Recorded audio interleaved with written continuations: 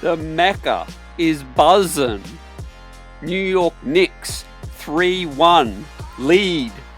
Crazy scenes. One of the most unlikely victories with the biggest comeback in NBA Finals history. And that was one for the ages. Ladies and gentlemen, the New York Knicks made history today. What an emotional day, night overall, as the New York Knicks overcame a 29-point deficit to solidify themselves as the greatest comeback team of all time. And they are one game away from being crowned NBA champions. Man, I was speechless watching this one live, fam, earlier, overcome with emotions. But OG Anunoby and this team never says quit. Mike Brown made some key adjustments, and the San Antonio Spurs, man, crumbled under the pressure of the fans, the atmosphere, the environment, and the lockdown defense. Ladies and gentlemen, Jose Alvarado was a hero as well, with Karl Anthony Towns getting a deflection. Unbelievable, man. Unbelievable game. I mean, first half, man, less said the better. I think the New York Knicks, I think the moment and the pressure got to them. Their defense wasn't right. The defense of the San Antonio Spurs was super tight, and they were making life so difficult, man, for our New York Knicks. But Mike Brown made a key adjustment. They clawed it back. Jose Alvarado is another ball handler as we roll some of his clips. Big three, that one. Swinging the ball. Hit this one as well. And I thought Karl Anthony Towns' huge step back as well. That was when I really believed that the comeback was on, man.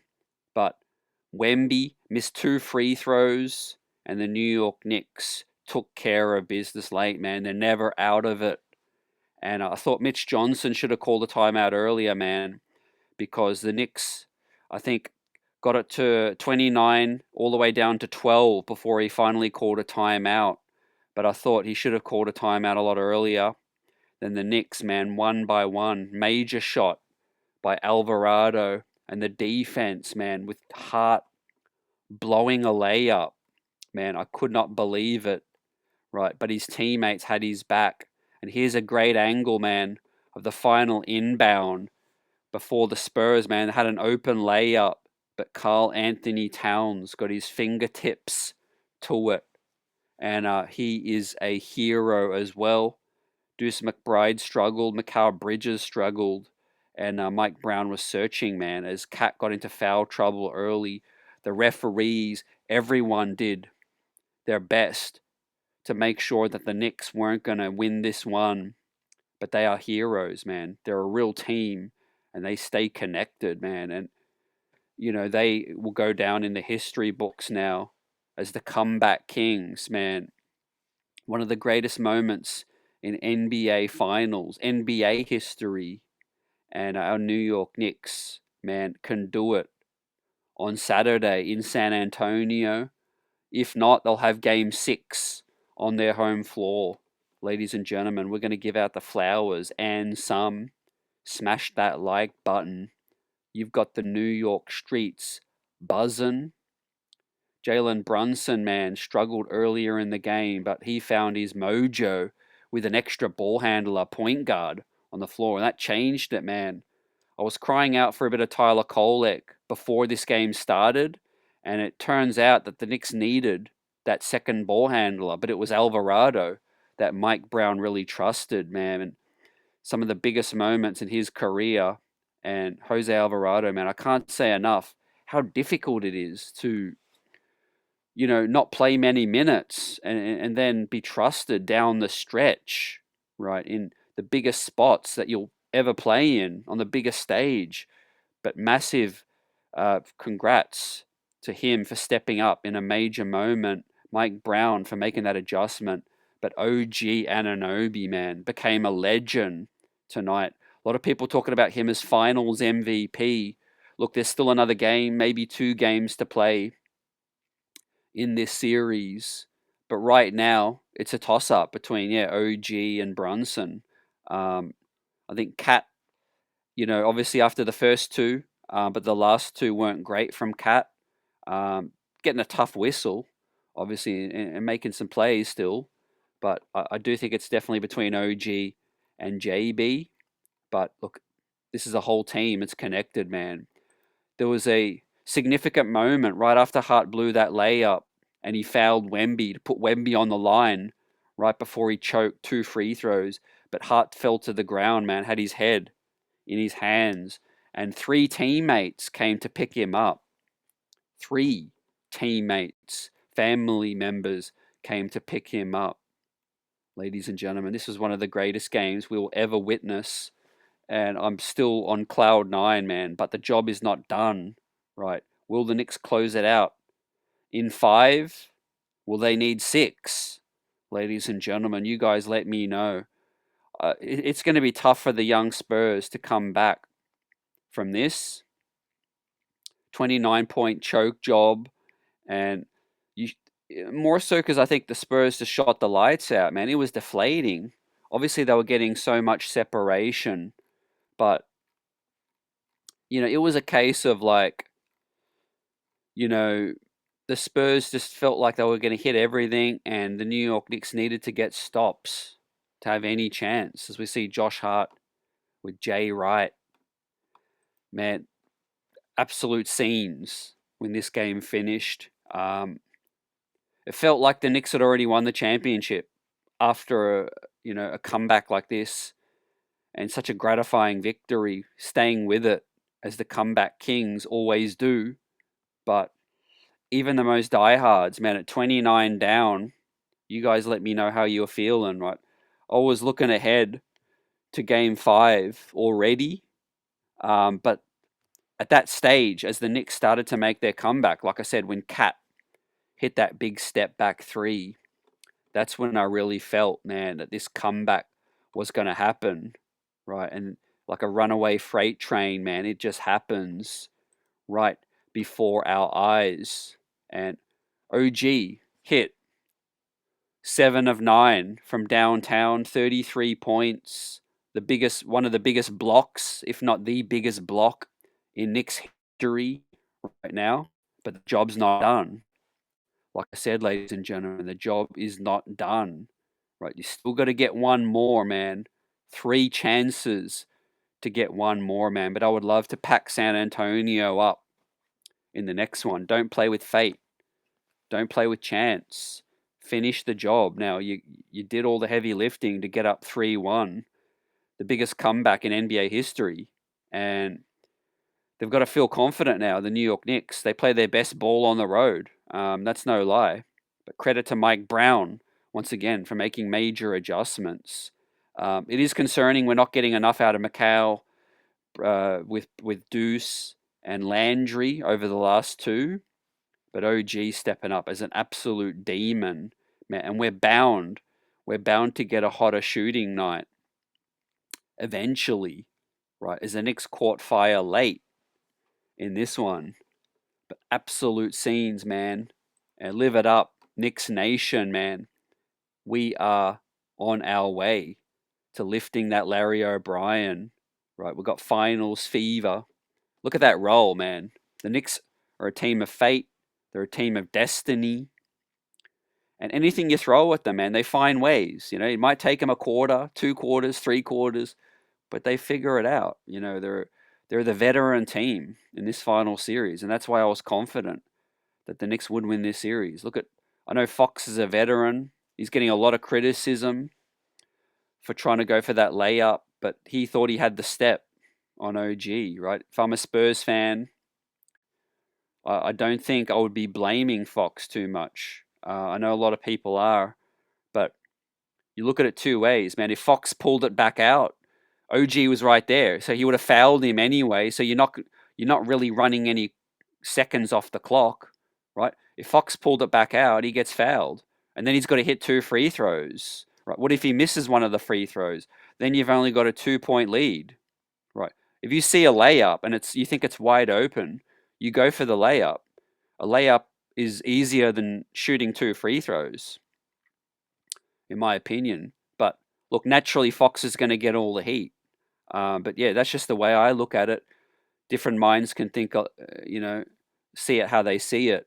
But if that's a Knicks player and it's an open layup, you expect them to go for the layup. And I know you've got the lead already, but as I said, if you pull it back out, you're going to get fouled anyway. Then you got to hit 2 tough free throws. Wemby just bricked 2 free throws. So the higher percentage shot is the layup, in my opinion. Now, what you can't count for is obviously a guy's right on your hammer, and OG makes an incredible sprint, man, incredible sprint to get back, in that play. To catch up to Fox, man, is tough, but he did it, man. Couple of strides, the big legs, the power, the core of OG Anunoby, man, became an absolute legend. Alvarado became a New York legend as well, man. Homegrown, full of grit and tenacity in the biggest spots. Like, I can't say enough about Alvarado, man. It's almost as difficult, or if not just as difficult, to do what Alvarado did than what OG's been doing. Because OG's a starter and he's used to playing major minutes. He's used to being relied on in big spots, but Alvarado isn't. To go in there and do what he did, man, can a couple of huge threes, play gritty defense. I like the way he stepped to Wembanyama throughout the game. I like the Knicks, being more forceful and physical with Wembanyama. People can say it was ill discipline, maybe it was a little overzealous, not the right way to approach it, but they had to let the Spurs know that they weren't going to roll over. And I think the defense was obviously poor, man, first half, but the effort level, they were trying to play hard, but they were a step slow on defense, right? And then the Spurs just got open looks, and they've got great shooters, Devin Vassell, Champagny, Dylan Harper, Castle, Wemby. They can all hit threes, and they caught lightning in a bottle early. They were just hitting everything. At one stage, they were, I believe, they were 11 of 14 or 11 of 16 or something crazy like that, right? But then guess what? It was always going to swing the other way. If the Knicks could hang around long enough, man. And we'll talk about these two plays, all of the plays, for a long, long time, man. This game will live on forever, man. The Garden witnessed another classic, man. Shout out to everyone out here. Shout out to everyone in the building. That's a night we'll always remember and never, ever, ever forget. But let's finish the job, man. Let's win this championship. This team is a team of fate, a team of destiny, ladies and gentlemen. Mike Brown was searching for answers, but good thing he's got the depth, because he can go different ways, Huck Porty had to get in there due to foul trouble. He tried a bit of Sohan, small ball. That wasn't working. But the Knicks got the 5-out look. Alvarado can knock down those threes, man. Who said he can't shoot? Jose. Living it up, living the dream, man, as a New York kid, born and raised, right? Christ the King, high school, right? Big cojones. Jose, man, what a play. This is one of my favorite plays, man. Pulled the defense in and made the nice bounce pass to find OG for the bang, ladies and gentlemen. So let's dial up our graphic, because there's a lot of conversation going on right now, man. But there's still one more game if the Knicks are going to wrap up this championship. But right now, OG, I think based on today and the way this is played out, he would be my finals MVP. Some people might see it as a one game overreaction. I wouldn't say so, because he's been great. He's been great in most of the games. Again, Cat 2 sensational games, 2 downer games. Brunson's not had a complete game, had heroic moments late in games as well, but he's definitely in contention right now. But OG just ain't putting a foot wrong. Had a phenomenal game 3, even though the Knicks lost. Phenomenal the way he's shooting the ball, but that's just the threat that the New York Knicks pose, ladies and gentlemen, because they doubled Brunson, and this don't happen, right, without the gravitas of all the guys, right? You double Brunson, it frees up someone else. Alvarado, OG, Cat. The lane clears up for OG to actually get that tip in. So all the praise, and rightfully so, is going to go on OG, right? But if Brunson doesn't pull that gravity and have two dudes draped all over him every single minute of every single game, that ain't going to free up your teammate. But OG, man, made a heck of a play. Savvy, experience right there, man. Crashed the glass, man.